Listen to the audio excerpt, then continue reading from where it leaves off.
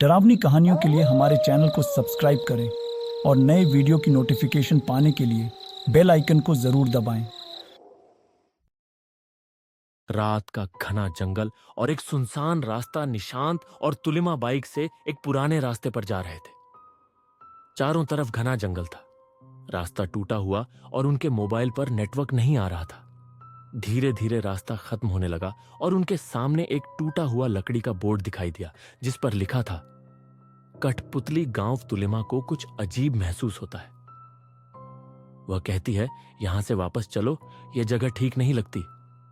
लेकिन निशांत अपनी जिज्ञासा के चलते आगे बढ़ने का फैसला करता है। वे दोनों धीरे धीरे गांव के अंदर पहुंचते हैं। गांव में कोई इंसान नहीं दिखता। हर तरफ पुरानी झोपड़ियां थीं और उन झोपड़ियों के बाहर लकड़ी की कठपुतलियां लटकी हुई थीं। हर कठपुतली का चेहरा डरावना और अजीब था। निशांत को लगता है कि इन कठपुतलियों की आंखें उन्हें घूर रही हैं। अचानक एक झोपड़ी के अंदर से हल्की सी खड़खड़ाहट की आवाज आती है। तुलिमा डरते हुए कहती है, ये कठपुतलियां, मुझे लगता है ये जिंदा है। लेकिन निशांत उसे शांत करता है और दोनों उस आवाज की ओर बढ़ते हैं। निशांत और तुलिमा झोपड़ी की ओर बढ़ते हैं। झोपड़ी का दरवाजा आधा खुला था।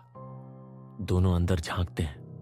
अंदर बहुत सी लकड़ी की कठपुतलियां पड़ी हुई थीं जिनके हाथ पैर अजीब तरीके से कटे हुए थे। झोपड़ी की दीवारों पर खून के धब्बे थे और फर्श पर बिखरे हुए लकड़ी के टुकड़े किसी संघर्ष के संकेत दे रहे थे। तुलिमा का दिल तेजी से धड़कने लगता है।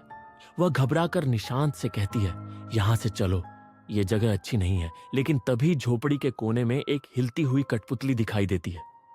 उसकी गर्दन टेढ़ी थी और उसके होंठों से एक अजीब सी फुसफुसाहट सुनाई देती है। निशांत जैसे ही उस कठपुतली के करीब पहुंचता है, वह अचानक से बोल पड़ती है, तुम यहां क्यों आए हो? अब लौटने का कोई रास्ता नहीं है। तुलिमा चीख पड़ती है। निशांत पीछे हटता है, लेकिन झोपड़ी का दरवाजा खुद ब खुद बंद हो जाता है। निशांत और तुलिमा किसी तरह दरवाजा खोलते हैं और बाहर भागते हैं। लेकिन अब पूरा गांव बदल चुका था। झोपड़ियों से कठपुतलियां बाहर निकल रही थी। उनकी चाल धीमी थी, लेकिन उनकी आंखों में एक भयानक चमक थी। तुलिमा डरकर कहती है, ये कठपुतलियां हमें घेर रही हैं। निशांत घबराकर चारों तरफ देखता है और कहता है, यह कोई साधारण गांव नहीं लगता।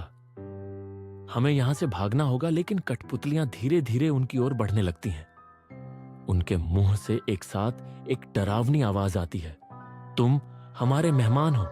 अब हमेशा के लिए निशांत और तुलिमा डर के मारे भागते हैं।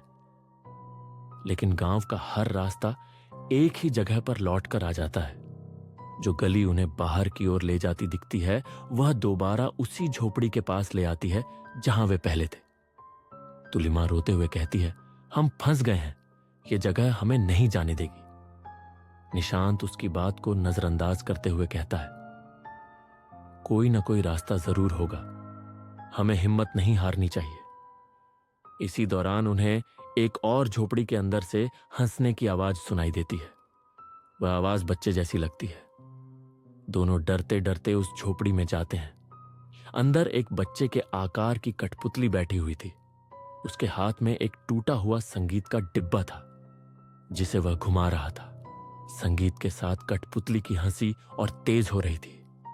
अचानक कठपुतली की आंखें लाल हो जाती हैं और वह गहरी आवाज में बोलती है, तुमने हमारे गांव की सीमा पार की है। अब तुम्हारी आत्मा हमारी कठपुतली बनेगी। तुलिमा चिल्लाती है, निशांत भागो। भागते भागते निशांत और तुलिमा गांव के बीचों बीच पहुंचते हैं। वहां एक बड़ा चौक था जहां पर एक पुराना पेड़ खड़ा था। पेड़ की टहनियों से कई कठपुतलियां लटकी हुई थी, जिसे देख तुलिमा कहती है, हमें यहां से निकलना होगा। तभी एक बूढ़ा आदमी अचानक पेड़ के पीछे से आता है। वह आदमी झुका हुआ था और उसके हाथ में एक लकड़ी का घिसा हुआ डंडा था। बूढ़ा आदमी हंसते हुए कहता है, तुमने हमारी शांति भंग की है। अब तुम भी कठपुतली बनोगे। निशांत गुस्से में चिल्लाता है, तुम कौन हो?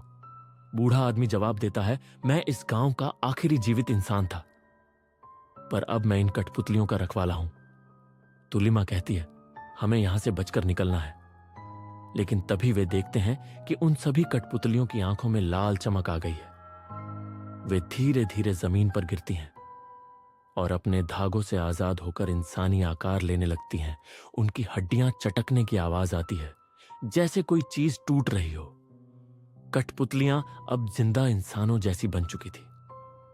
एक कठपुतली जो पहले बच्चा लग रही थी, अब एक औरत का रूप ले लेती है। वह तुलिमा की ओर बढ़ती है और कहती है, तुम हमारी जगह ले लोगी। तुम्हारी आत्मा अब हमारी कठपुतली बनेगी। निशांत लकड़ी का डंडा उठाकर उन पर हमला करता है, लेकिन कुछ नहीं होता। तुलिमा चिल्लाती है, वे शरीर में नहीं है, हमें उनकी आत्माओं को रोकना होगा। कठपुतलियां धीरे धीरे इंसानी रूप में आकर निशांत और तुलिमा को घेर लेती हैं। हर कठपुतली के चेहरे पर दर्द और गुस्से का मिला जुला भाव है। उनकी आंखों से आंसू नहीं, बल्कि काले खून की बूंदें बह रही हैं। तुलिमा डरकर कहती है, ये कौन है? ये आत्माएं क्या चाहती हैं? बूढ़ा आदमी जो अब बीच चौक में खड़ा है एक गहरी सांस लेता है और कहता है, ये वो लोग हैं जो कभी इस गांव में रहते थे। उन्होंने लालच किया, दूसरों को धोखा दिया और अपनी आत्मा बेच दी। उनके पापों की सजा यह है कि अब वे कठपुतलियां हैं, लेकिन अब उनकी जगह कोई और लेगा। तुम